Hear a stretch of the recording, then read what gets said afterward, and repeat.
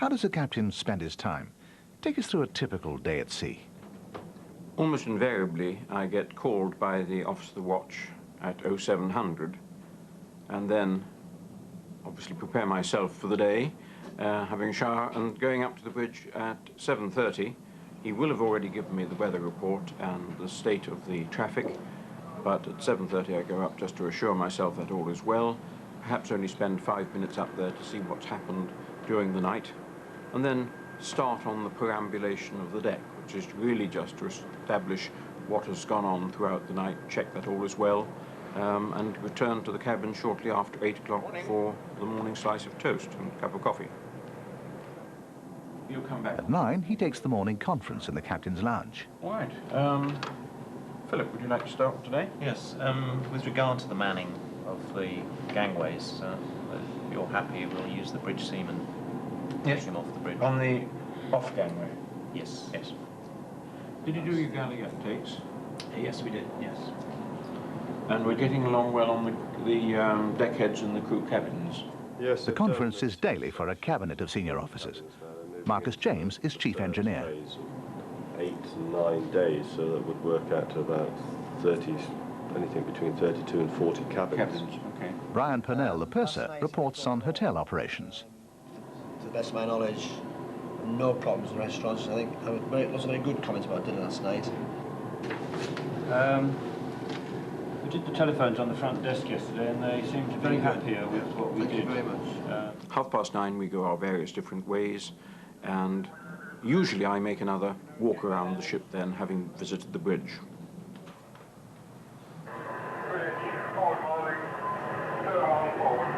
May we have number 2? I think what almost all people, when they first come to sea, think is that the captain steers the ship throughout the 24 hours. How they believe it's possible, I'm not sure, but they always imagine that the captain is standing by the steering wheel all the time. Stand by below bridge control, thank you. So when is the captain on the bridge? Almost always at 7:30 in the morning and around about noon, but I make various visits during the course of the day, and certainly always in times of restricted visibility, fog, heavy rain, and narrow passages, when rounding headlands where various ships are coming in from all different directions in traffic separation schemes. Why does he make so many tours of the ship? The prime purpose, as far as the passengers are concerned, is that the captain can be seen, that there is a captain on the ship, because the most important task of the captain, in my view, is to indicate to everyone that he is mine host. It is important to see that the routines are being carried out, that the ship is clean. One keeps a very weather eye on all sorts of things. If you've been to sea and you're experienced, having had a number of years at sea, certain things stand out instantly to the weathered eye, whereas perhaps they might not to a passenger. On the other hand, they might, because we do get quite a number of passengers who've been at sea for a very long number of years. Good evening, Mrs. Watts, and welcome to you. Nice to have you on board, sir. Good evening to you. Mr. and Mrs. Ash. Good evening and welcome. Nice to see you both. Thank you. Frequently, the day will end with a social function, including the Commodore's own cocktail party, to which all passengers and officers are invited on every cruise.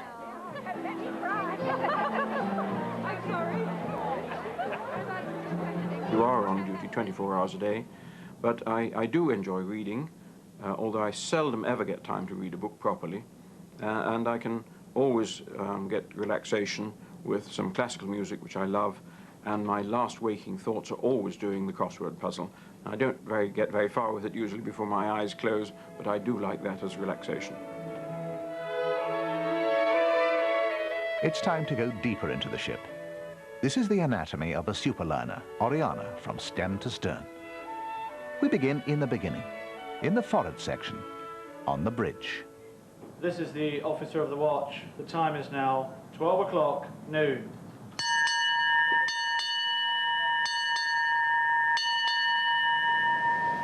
It's a rather hazy afternoon to you all. ORIANA may be the most technically advanced passenger ship afloat, but the time signal still has that personal touch. The Commodore's deputy is the staff captain. One of his specific responsibilities is maintaining the ship's stability. Philip Pickford.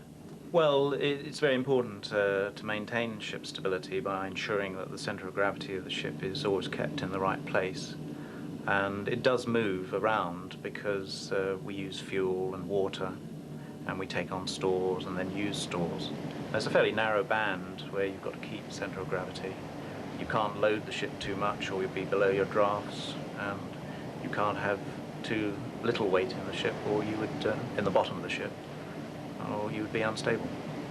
As we use oil and water, then we can take on ballast in the form of seawater and put that in certain allocated tanks, and this will compensate for the loss of weight in the bottom of the ship.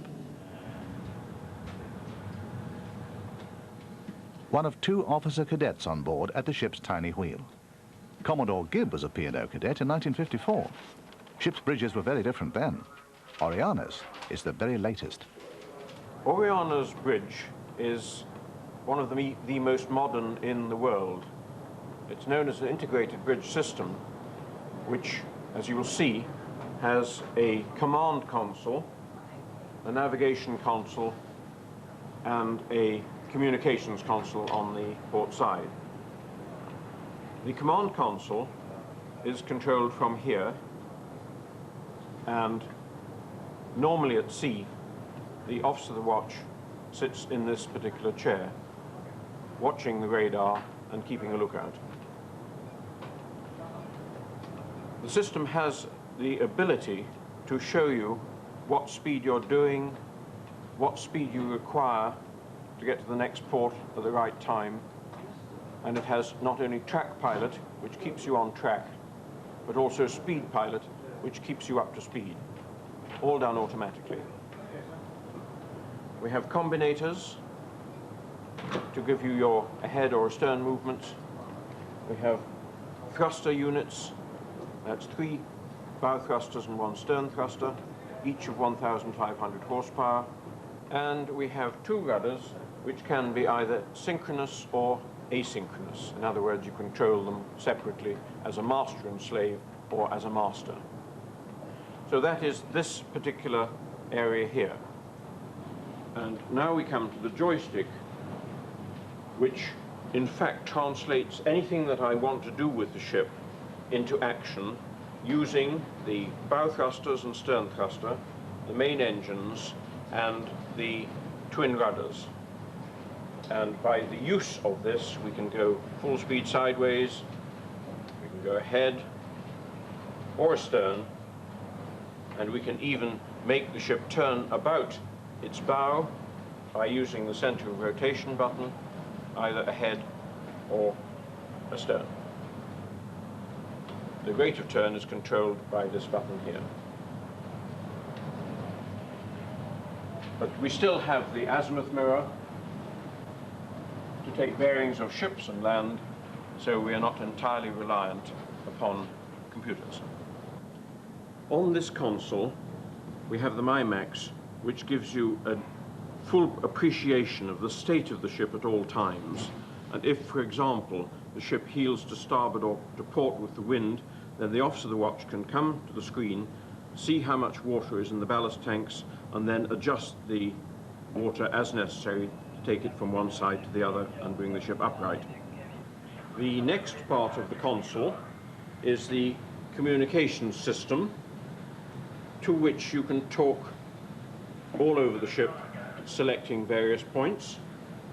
Then we come on to the lighting panel, the navigation lights, and what we call the Christmas tree, which is the mast lights. Then the stabilizer control panel, and we can see how the stabilizers are working, port or starboard stabilizer. Then onto the deck lights, which is the next part of the panel. And finally, the GM DSS, which is this panel here, which takes the place of the old radio room, which gives us all the navigational warnings, the weather patterns, security, and distress calls. Despite the radar and the electronic charts, we still have the paper charts, the Admiralty paper charts, which we use to establish our position by visual bearings. We have log to give us the speed, wind indication, and satellite navigation system with Decca. But at the end of the day, when we're finished with all the electronic aids of navigation, then it's the sextant to which we turn to if all else fails.